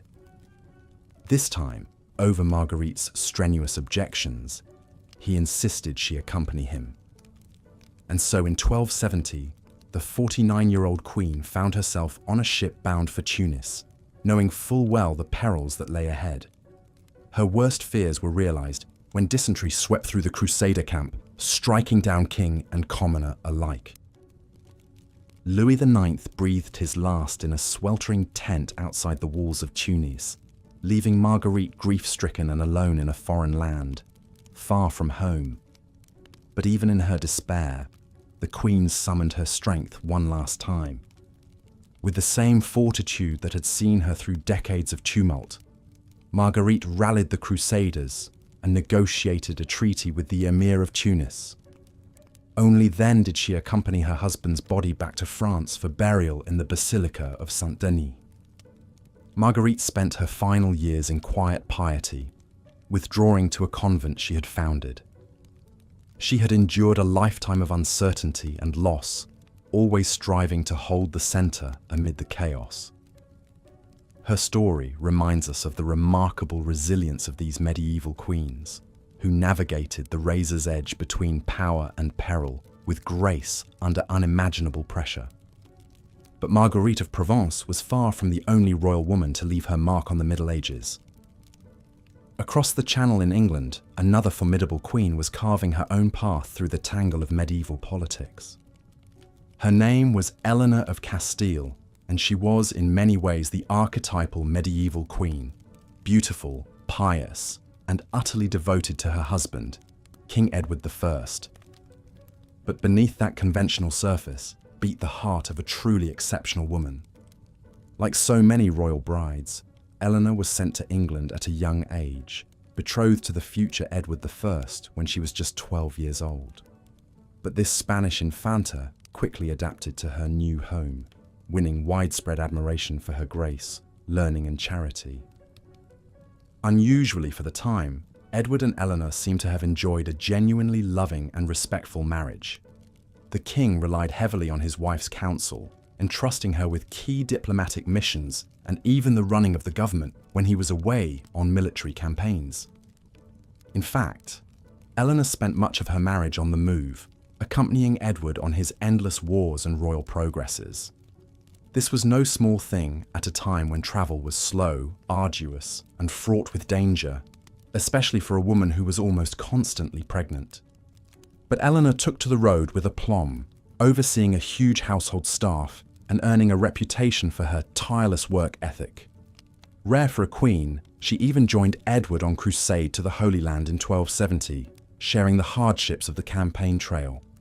However, it was in times of crisis that Eleanor truly shone. When Edward was wounded by a poisoned dagger in the Holy Land, she famously sucked the venom from his arm, saving his life at the risk of her own. And when their first son died in infancy, Eleanor was a rock of comfort for the grieving Edward. But perhaps Eleanor's defining moment came in 1290, as she and Edward journeyed north to suppress a Scottish rebellion. After months of hard travel, the 49-year-old queen fell gravely ill with a fever, probably brought on by the harsh conditions. As she lay dying in a village near Lincoln, Eleanor gathered her strength to dictate her will and bid farewell to her stricken husband. Devastated by her loss, Edward ordered an elaborate funeral procession to carry her body back to London, erecting the famous Eleanor crosses at each stopping point. Today, those elegant stone crosses still stand as a testament to a truly remarkable medieval queen, one who combined piety, intelligence, and an indomitable spirit to leave an indelible mark on English history. Through the stories of women like Marguerite of Provence and Eleanor of Castile, we catch a glimpse of the complex realities of life for royal women in the Middle Ages. These were not delicate hothouse flowers, but rather strong, savvy, and resilient figures who navigated the treacherous currents of medieval politics with skill and determination. Yet even as we admire their fortitude, we must remember the steep price they paid for their lofty status. In a world where royal women were valued primarily as marriage pawns and broodmares, even the most privileged among them faced a lifetime of uncertainty, danger, and loss. From the ever-present threat of childbirth to the constant jockeying for power and influence, the life of a medieval queen was a tightrope walk over a bottomless abyss. One false step, one untimely death or shift in fortune could send even the most carefully constructed life tumbling into chaos. And yet, for all the perils they faced, these royal women found ways to shape their own destinies and leave their mark on history. Whether as patrons of the arts, savvy political operators, or simply steadfast companions to their kingly husbands, queens like Marguerite and Eleanor carved out spheres of influence that extended far beyond the confines of their castle walls. In the end, perhaps that is the most enduring lesson we can take from the lives of medieval royal women, that even in the face of unimaginable adversity, the human spirit has an incredible capacity for resilience, ingenuity, and grace. These were women who bore the weight of crowns and kingdoms on their shoulders, and did so with a strength and dignity that echoes down through the centuries. So the next time you find yourself wandering through the drafty halls of a medieval castle or admiring the effigy of a long-dead queen, take a moment to remember the remarkable women who once breathed life into those stone walls. Theirs was a world of unimaginable grandeur and danger, of soaring triumphs and crushing defeats. But through it all, they endured, and in doing so, they left us a legacy of courage, resilience, and indomitable spirit that still has the power to inspire us today. As Marguerite of Provence's story illustrates, even the grandest royal pilgrimages could take a harrowing turn. The perils of travel in the medieval era were many, from treacherous roads to the risk of ambush, disease, and shipwreck.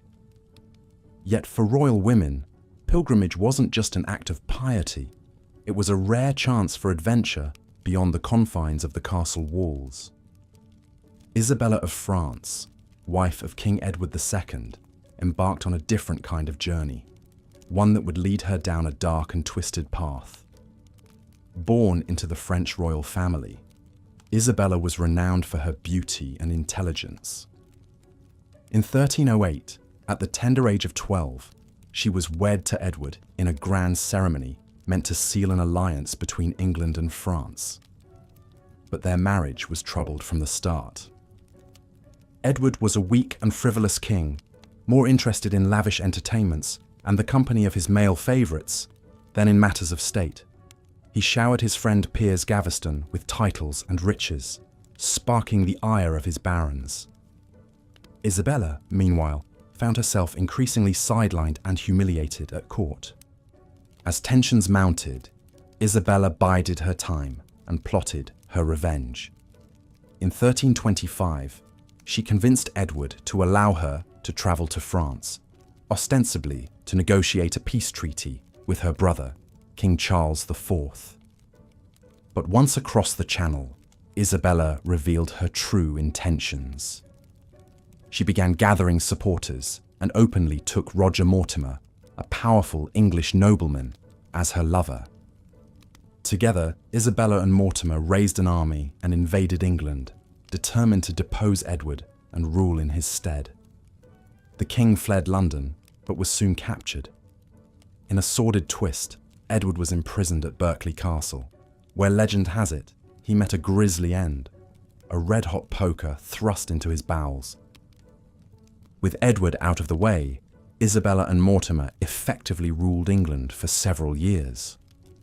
The she-wolf of France, as Isabella came to be known, had overthrown a king and installed her teenage son, Edward III, as a puppet monarch. It was a stunning reversal of fortune, and a testament to Isabella's determination and political acumen.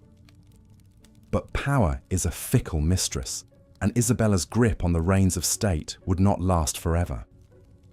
As Edward III came of age, he grew resentful of his mother's domineering ways and Mortimer's arrogance. In 1330, the young king staged his own coup, arresting Mortimer and having him executed for treason. Isabella was spared, but stripped of her lands and wealth, and sent to live out her days in a comfortable exile. Isabella's story is a stark reminder that even the most influential of medieval queens were ultimately dependent on the whims of men, whether husbands, sons, or lovers. The same wits and wiles that could elevate a woman to dizzying heights of power could just as easily be her undoing. As the Middle Ages drew to a close, the lives of royal women began to change in subtle but significant ways. The Renaissance ushered in new ideas about education and the arts, and noble ladies increasingly pursued learning for its own sake. Queens like Elizabeth I of England and Isabella I of Castile would wield power in their own right, reshaping the political landscape of Europe. Yet even as the old feudal order crumbled, medieval ideals of femininity and queenship cast a long shadow. royal women were still prized for their beauty, their fertility, and their piety above all else. They navigated a treacherous world where power was precarious and danger lurked around every corner. From Matilda's tenacious fight for the English crown to Isabella's ruthless bid for vengeance, the stories of medieval queens are filled with drama, intrigue, and astonishing resilience in the face of overwhelming odds. These women were more than just pretty faces or political pawns. They were mothers, warriors, scholars, and leaders in their own right. And so we come to the end of our journey through the turbulent lives of royal women in the Middle Ages. In drafty halls and sumptuous chambers, on windswept battlefields and arduous pilgrimages, these remarkable ladies left an indelible mark on history. As we drift off to sleep, let us dream of their triumphs and lament their tragedies, and marvel at the indomitable spirit that carried them through an age of iron and blood. Good night, dear listener, and sweet dreams of fair maidens and fierce queens. As the sun began to set over the rolling English countryside, casting a warm glow on the stone walls of the castle, we return once more to our exploration of the lives of royal women in the Middle Ages. The halls of power were often lonely and perilous places for even the most privileged of ladies. One such formidable woman was Isabella of France, who would come to be known as the she-wolf of France for her tenacity and cunning. Born into the French royal family in 1295, Isabella was married off to King Edward II of England at the tender age of 12 as part of a diplomatic alliance. But their marriage was tumultuous from the start. Edward was rumoured to prefer the company of his male favourites, particularly the unpopular Piers Gaveston, over that of his young bride. Isabella, feeling scorned and isolated in a foreign court, was left to navigate the treacherous waters of English politics largely on her own. But navigate them she would, with a skill and determination that would make her one of the most influential figures of the 14th century. As tensions mounted between Edward and his barons, who resented the power and influence he bestowed upon Gaveston, Isabella found herself caught in the middle. She reportedly pleaded with her husband to send Gaveston away for his own safety, but Edward refused. In 1312, the barons took matters into their own hands and had Gaveston executed, much to the king's anguish and rage. In the years that followed, Isabella would bear Edward 4 children, including the future King Edward III. But their marriage continued to deteriorate, exacerbated by Edward's ineffective rule and the growing influence of his new favourite, Hugh Despenser the Younger. By 1325, Isabella had had enough. Under the pretext of negotiating a peace treaty with France, Isabella travelled to her homeland and refused to return. There she began plotting to depose her husband with the aid of her lover, Roger Mortimer, and her son, Prince Edward. In 1326, they invaded England with a small army, quickly gaining support from disaffected nobles. Facing little resistance, Isabella and Mortimer seized power, forcing Edward II to abdicate in favour of his son. The deposed king was imprisoned and later died under mysterious circumstances, with many speculating that he had been murdered on Isabella's orders. For the next 4 years, Isabella and Mortimer would effectively rule England as regents for the young Edward III. It was a remarkable reversal of fortune for a woman who had begun her life as a political pawn. Through her intelligence, perseverance, and bold actions, Isabella had become one of the most powerful figures in England, subverting the traditional gender roles of her time. Her story serves as a reminder that even in the male-dominated world of medieval politics, there were women who found ways to exert their influence and shape the course of history. But Isabella's grip on power was not to last. As Edward III came of age, he grew resentful of Mortimer's control over his government. In 1330, the young king staged a coup, having Mortimer arrested and executed. Isabella, while spared her lover's fate, was effectively removed from power and spent the remainder of her life in comfortable retirement. As night falls over the peaceful English landscape, we are reminded of the many royal women like Isabella, who navigated the complex and often treacherous world of medieval politics. Their stories are ones of resilience, courage, and the unending struggle for agency in a society that often sought to deny it to them. In our next tale, we will meet another remarkable woman whose piety and patronage would leave an indelible mark on the cultural landscape of medieval England.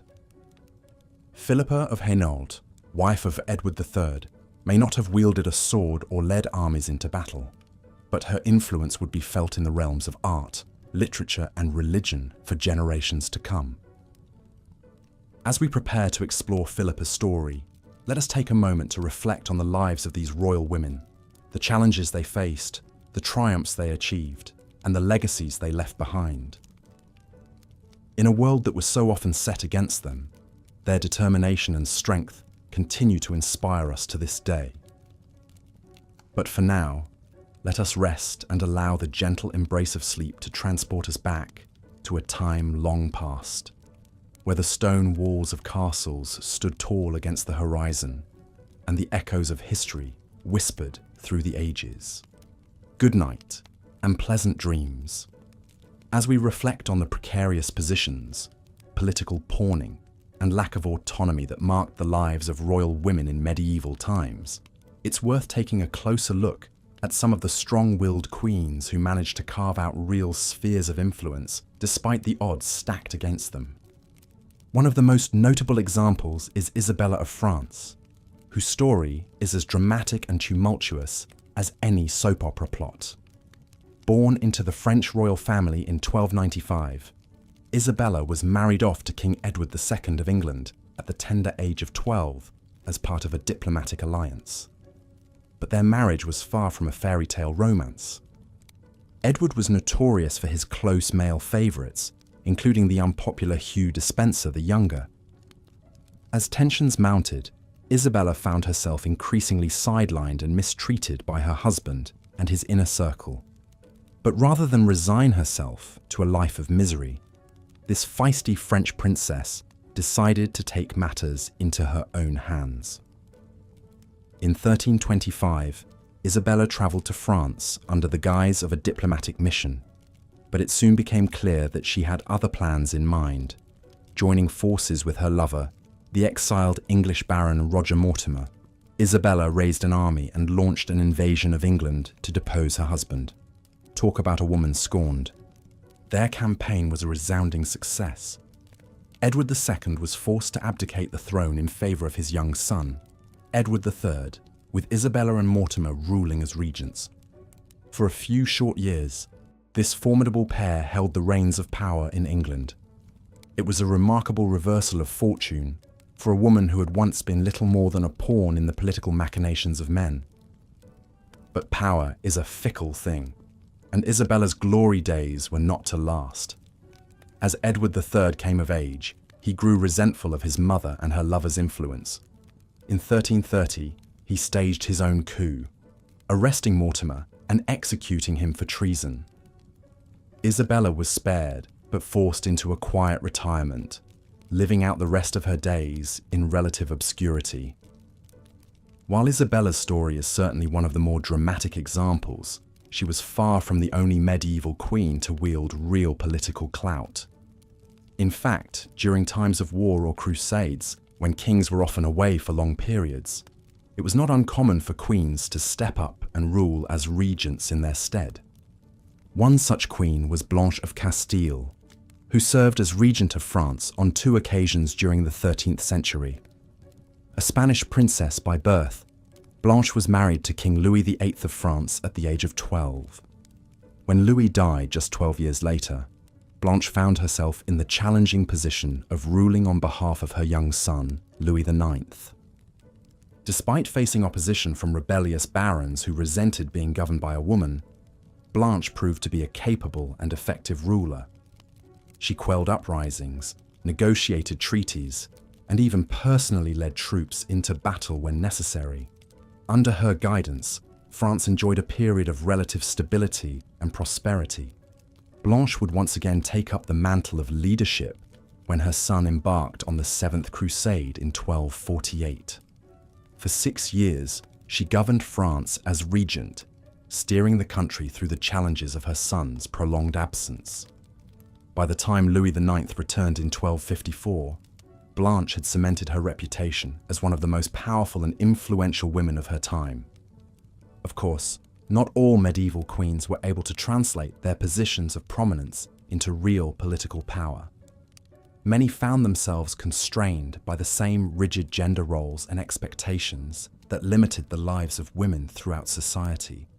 For example, Elizabeth Woodville, the wife of King Edward IV of England, faced significant backlash for her perceived influence over her husband. As a commoner who had married into royalty, Elizabeth was resented by the old nobility who saw her family's rise to prominence as a threat to their own power.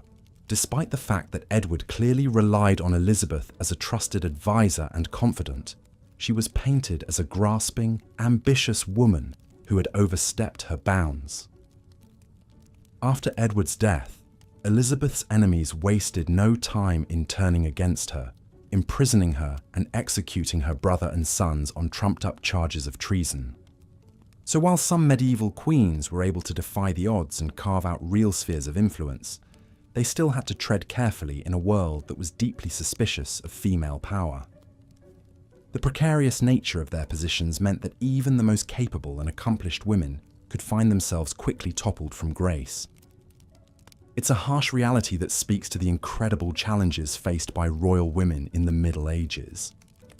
Theirs was a world of constant uncertainty, where the fortunes of even the most high-born ladies could shift on a dime.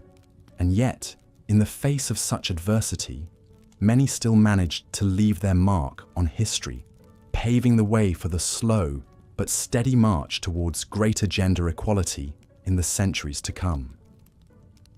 As we close out our exploration of the lives of medieval queens, it's worth taking a moment to reflect on the incredible resilience and strength that these women displayed in the face of unimaginable hardship. From political pawns to powerful regents, their stories serve as a testament to the enduring power of the human spirit, even in the darkest of times.